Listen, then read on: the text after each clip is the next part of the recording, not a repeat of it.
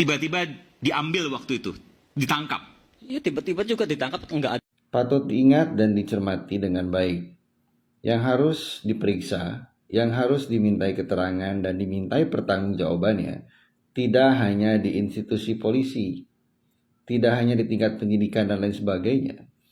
Ada pihak lain yang patut dimintai keterangan, dimintai pertanggungjawaban dan diperiksa, yaitu di tingkat kejaksaan atau penuntutan.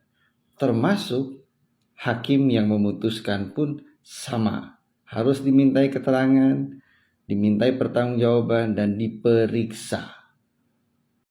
Bukan mendengarkan, mencermati dan memahami kesaksian saksi, melainkan selalu mengarahkan ke BAP.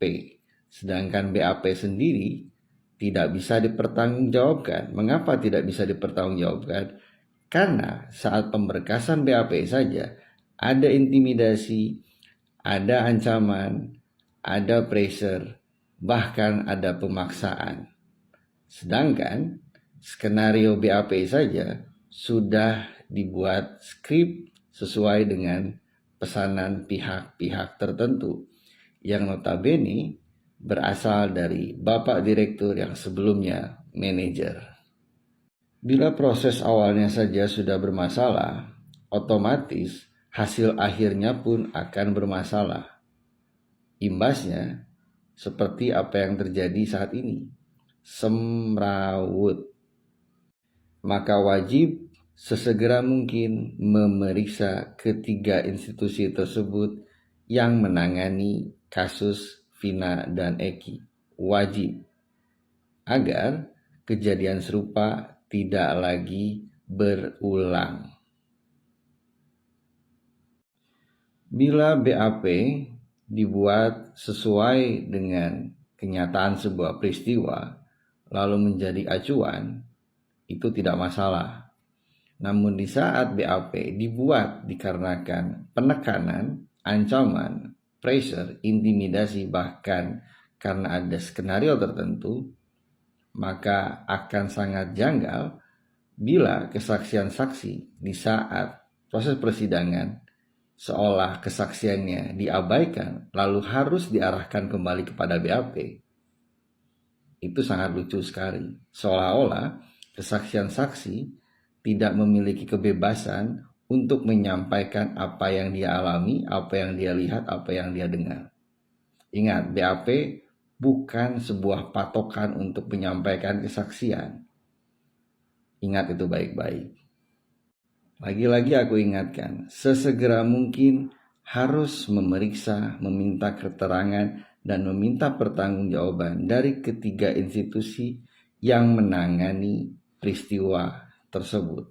Segera. Mengapa harus sesegera mungkin hal tersebut dilakukan kepada ketiga institusi tersebut?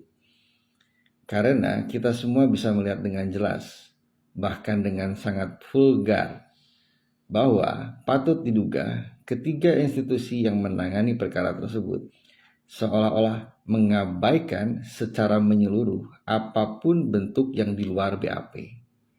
Semua harus sesuai BAP. Sulit rasanya menyampingkan bahwa ada pesanan tertentu dari pihak tertentu. Dari proses awal perkara tersebut ditangani hingga vonis diketuk palu oleh majelis hakim, semua penuh intrik dan masalah.